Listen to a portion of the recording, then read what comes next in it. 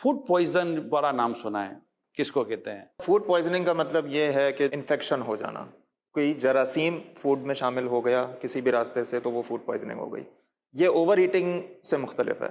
Over eating तो ये है कि आपने अगर बिल्कुल साफ़ सुथरा खाना भी खाया है लेकिन अपनी जो रिक्वायर्ड ज़रूरत है उससे ज़्यादा खा लिया है, तो वो ओवर ईटिंग है। Over eating. और उसके अपने असरात हैं, फूड पॉइजनिंग के अपने असरात हैं। फूड पॉइजनिंग का मतलब ये है कि अब इन्फेक्शन हो चुका है। अब वो इन्फेक्शन आपके मैदे को भी मुतासर करेगा, जिगर को भी कर सकता है, आंतों में भी जाएगा और बहुत सारे उसके मसले होंगे जब तक उसको एंटीबायोटिक देकर, यानी ऐसी मेडिसिन जो जरासीम को उसको खत्म करती हैं, जब तक वो नहीं दी जाएंगी तब तक वो मसला हल होगा। लेकिन डॉक्टर साहब, यहाँ एक सवाल ये क्रिएट होता है कि आपने कहा कि जरासीम, आपने फूड पॉइजनिंग की जो बेस बनाई है वो बैक्टीरिया जरासीम है जो गए।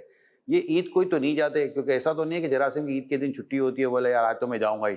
बिल्कुल ठीक है ना, उनकी तो ईद का कोई ताल्लुक नहीं है। बिल्कुल। तो ये पूरा पूरा साल नहीं गया जरासीम हमारे मैदे के अंदर, पेट के अंदर खाते हुए, ये ईद के दिन ही क्यों चला गया ये बैक्टीरिया या जरासीम? असल में अनफॉर्चुनेटली मैं ये कहूँगा, जो जिस किस्म की हमारी हैंडलिंग है गोश्त की और जिस तरीके से हम ये पूरी प्रोसेस करते हैं, मतलब हमारा दीन माशाल्लाह हमें सफाई सिखाता है, नफासत सिखाता है, लेकिन हम देखते हैं कि ईद के दिन कुर्बानी किस तरह से हो रही होती है, किस तरह से गोश्त को हैंडल किया जा रहा होता है। धुलाई भी ठीक नहीं होती, प्लस ये कि घर में भी ज़्यादा लोगों को मालूमात नहीं होती, वो सफाई का ध्यान नहीं रखते।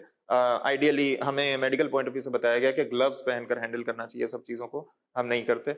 हमारे हाथ कभी धुले हुए होते हैं, कभी नहीं धुले हुए होते हैं, कभी हमारे हाथों में जरासीम मौजूद होते हैं, हम उन हाथों से गोश्त का इस्तेमाल करते हैं और गोश्त में वो जरासीम लग जाते हैं। मैं अगर आपकी बात का कोई खुलासा बयान करने की कोशिश करूं तो एक इमेजिनेशन के साथ अगर हम चलते हैं कि गोश्त कटकर घर में आ गया, अब वो तो नीचे मिट्टी भी लगी है, जो भी मतलब गर्दो गुबार लगा है, वो तो सड़क पर खुला पड़ा गोश्त पड़ा हुआ, कोई दुकान तो है नहीं जहाँ पर गोश्त कटा हुआ हो, तो मेन सड़क पर है, धूप भी आ रही है, हवाई भी आ रही है, जो भी कुछ माहौल बना हुआ है, और जिस तरह हाथ से वो भर भर कर बास्केट में या टोकरी में डालकर वो किस घर पहुंचाया गया। अब घर वालों को पकाने की जल्दी है क्योंकि पीछे से आवाज़ें भी आ रही हैं, भाई कब पकेगा कब पकेगा। अच्छा, उसने आने में भी देर कर दी, काटने में भी देर कर दी, वो भी चाय पीते पीते काटता रहा तो उसने भी काफ़ी लेट कर दिया। तो ये सारे तकरीबन घरों में ये माहौल बना हुआ होता है।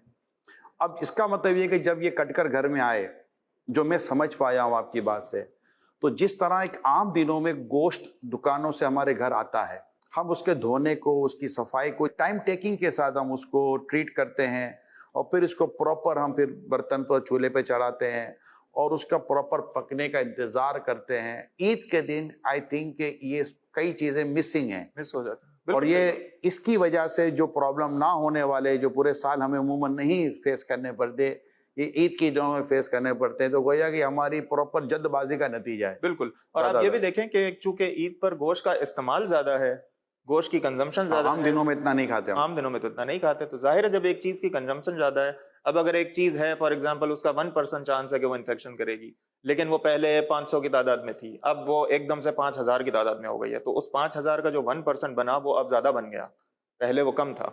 तो अब आपको ज्यादा चांस है कि आप कोई ना कोई ऐसी गलती कर देंगे सफाई में जिससे जरासीम रह जाएंगे, इन्फेक्शन फैल जाएगा। पहले कम गोश्त इस्तेमाल हो रहा था, अब ज्यादा हो रहा है।